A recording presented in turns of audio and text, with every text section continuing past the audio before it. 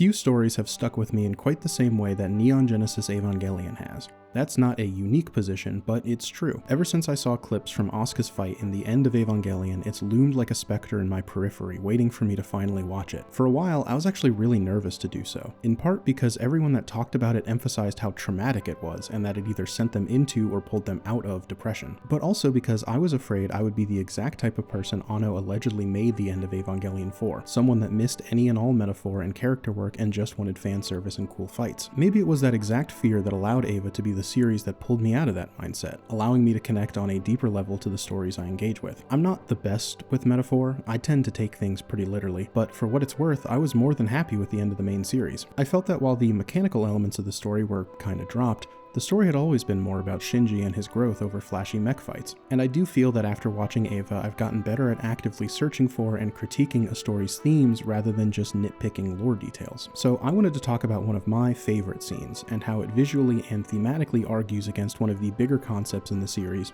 instrumentality. While many episodes engage with the idea, few do it better within the medium than episode 9. Both of you, dance like you want to win. Now that I think of it, I don't know anything about it. Before getting to that specific episode, I want to get everyone on the same page about what instrumentality is. It's worth first exploring the name itself, the Human Instrumentality Project. In English, it's not a super helpful clue into what the project actually is or what its goals are. Around 1995, Gainax hired an internal translator named Michael House. According to him, he was treated similar to a black box, where Gainax staff, mainly series director Hideaki Anno, would give him phrases or specific words and he was expected to spit them out in half-decent English. He wasn't there to work on official localization, which would be handled by ADV later, but rather act as a quick fact check for English words that Anno liked. This is how you got the grammatically incorrect title of Second Children over Second Child, something that Anno would enforce in a new official localization when later working with Netflix. This is also why some English episode titles are not anywhere close to translations of the Japanese ones. So while a more direct and helpful translation of this would be the Human Complementation Project, apparently Anno wanted to use the word instrumentality as a reference to a collection of sci-fi short stories from the 70s that he liked. By this point in the series, not much is known about instrumentality. We meet the council in episode 2, but get no real insight into it. They come across similar to the bureaucratic noise Gendo dealt with in the first episode. It's not mentioned again until episode 8, when Kaji rushes off mid-fight to deliver the first angel sample to Gendo. And again, not much is revealed. Throughout the rest of the series and the end of Evangelion, the full scope of instrumentality unfolds. Everything gets kind of muddled because there are multiple factions pursuing the same process but hoping to control the result. Additionally, multiple characters are misled about both the end goal and actual steps necessary to achieve it. The precise mechanics of instrumentality, the varying factions and misinformation, are way beyond the scope of this video. So I want to emphasize what instrumentality is, literally and metaphorically. In text, instrumentality is the final objective of Zayla, the forced evolution of the human species. This is ultimately what plays out but fails in both the series and the film after Shinji rejects it. Instrumentality is not Third Impact, which is only depicted in End of Eva. Third Impact is a necessary step but not the goal. Why does Zayla want this? Neon Genesis Evangelion 2, a weirdly informative PS2 game, offers more self-serving motivation for the Council, but the reason most prevalent in the original source lines up with instrumentality's thematic core: the perfection of humanity. You can never truly, completely know another person because they exist as another being separate from you. No matter how much you try, you can never truly know me, just as I can never truly know you, because there is a you and me. That barrier, in text the AT field, gives people their shape, allowing for the existence of the self, but also the unknowable other. This is personified numerous times in the series, but most bluntly in the Hedgehog's Dilemma. The idea that hedgehogs have to learn the safe distance to interact with each other to not hurt others, or be hurt themselves. Even among the most well-meaning of people, you can never truly know someone at their core. One of the ideas referenced is the Johari window, which visualizes what is known or unknown to the self and what is known or unknown to others. The series interprets this as there being three versions of you: who you are, who you present yourself as, and who you are in the eyes of another. Instrumentality does away with this. By dissipating the AT field, humanity's bodies are turned into LCL and their souls are freed to be collected by Lilith. This process, had it been carried to completion, would have resulted in one unified being shaped by the consciousness of all humanity. There would be no more barrier to understanding one another, and every shortcoming one person has would be countered by another person's strength until all that's left is a perfect elevated being.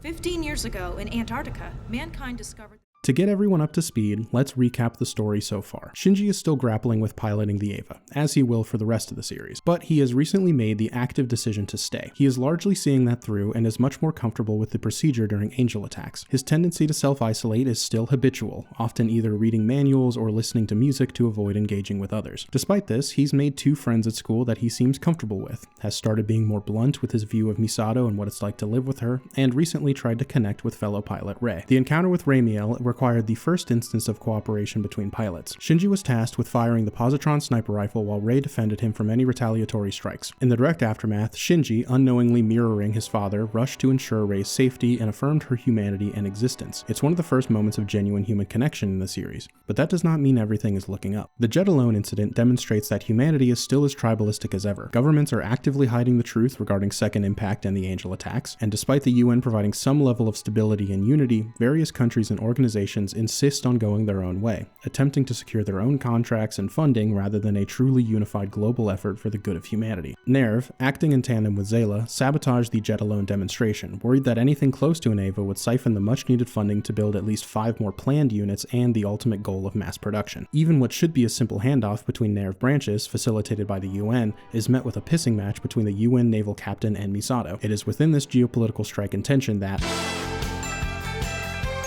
Asuka Langley Soryu enters the story like a whirlwind. She's brash, arrogant, and unrelenting. She appears to be the antithesis to the stoic Rei and unsteady Shinji, entirely sure of herself and eager to prove her mettle as a pilot. And while she's certainly no slouch and can clearly pilot her Unit 2 quite well, when Gagiel attacks, Shinji has to step in and meet her training with experience. Asuka wanted to show off her skills, but when push came to shove, she flinched and she did not take it gracefully. However, undeterred, the episode ends with her now attending the same class as Shinji in Tokyo 3.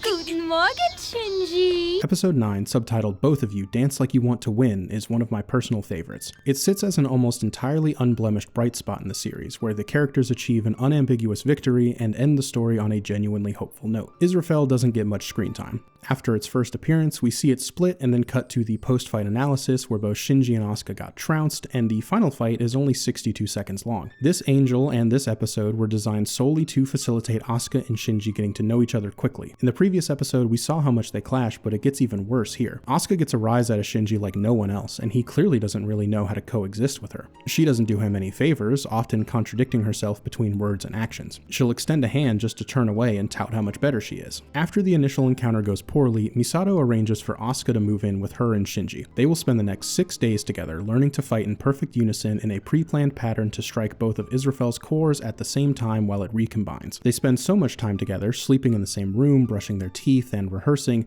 that they even begin to speak and think simultaneously. The plan is to fight in a rehearsed pattern set to music, much like a dance. It's no coincidence that, in order to practice, the pair must listen to the same music track together, both in physical rehearsal and mental visualization. One of Shinji's main self-isolation tactics is now turned on its head, and he has to share it with someone else. While there is progress, the two still fail to fully act in unison. Both struggle with the choreography, but Asuka is much more vocal and blames Shinji for their failings. Misato, somewhat cruelly in my eyes, pokes at one of Asuka's deepest insecurities and has Rei step in for a run-through. Of course, Rei is able to match Shinji pretty easily, causing Asuka to storm off. After some prompting, Shinji runs after her, where we see her mentally recalibrating. She ultimately decides to see it through, in part to heal her wounded pride and in part because, according to her, piloting the Eva is all she's got, a contrast to Shinji who struggles to fully commit. Misato threw Asuka's fear of being replaced right in her face, and correctly predicted seeing it nearly come to fruition would cause her to focus up and push everything aside to prove why she is not just an Eva pilot,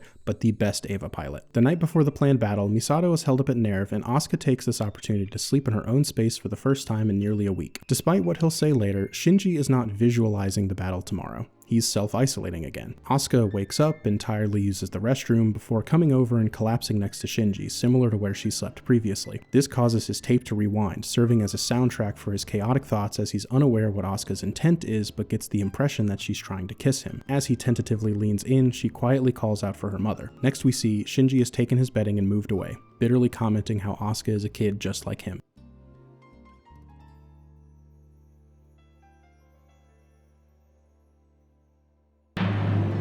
The final fight against Israfel is easily one of the most memorable ones, only overshadowed by Asuka's last stand in End of Evangelion or when Unit 1 goes berserker again later. While most fights technically have a timer due to the Eva's battery, here they put a 62-second timer on the screen. We hear Shiro Sagisu's score, presumably the same music Asuka and Shinji trained to and are listening to now. And then we get this sequence.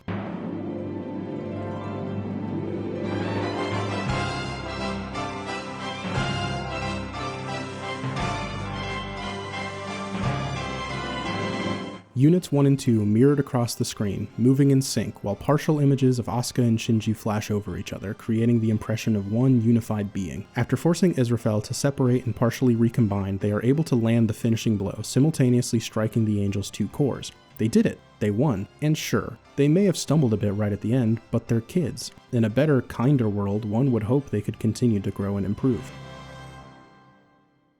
I think that living apart is natural to them.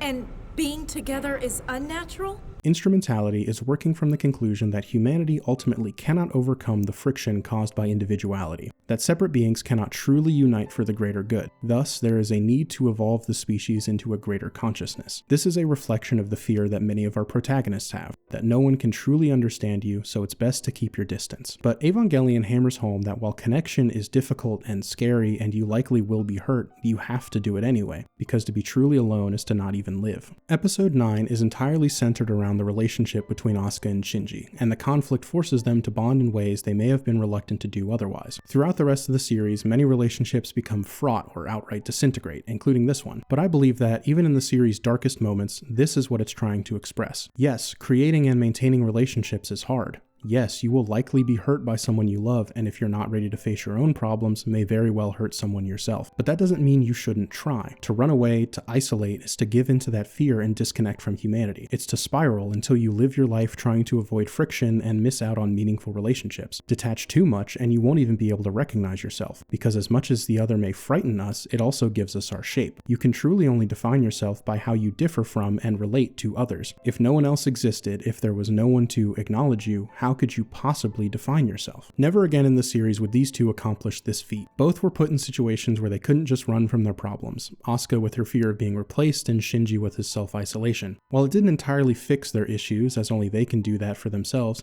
it showed promise. For this brief moment, two hearts were able to work together and show what you can achieve when truly connecting with another. And for that, it will always remain one of my favorite moments in the entire series, if not in any series ever. If you've watched all the way to this point, thanks so much. This is the kind of video I want to make more often, though I'm still finding my footing, so I appreciate you giving this a shot. Similar to my first video, I want to do a reflection of this, and I hope to post that a week from now. But during that time, I will be working on the next main video. With the scale I'm currently at, I hope to get a main video out every 2 weeks, with reflections to fill in the gaps. If I do keep this up, I'll probably unlist the reflections to clear up my channel, but still link to them in the main video. So, next topic. Not sure. I've got a bunch of topics I could pick from, but I try to line up with what's relevant when I can. Last time, I put up suggestions, but I was already heavily leaning towards one when I posted it. I wouldn't be surprised if that happens again, so I'll just keep my ideas to myself. Anyway, that's all I've got to say for now. Thank you again for watching this far, and I would really appreciate it if you subscribed and checked out my next project. Expect that reflection in a week, where I will likely reveal the next video topic. Until then, see ya!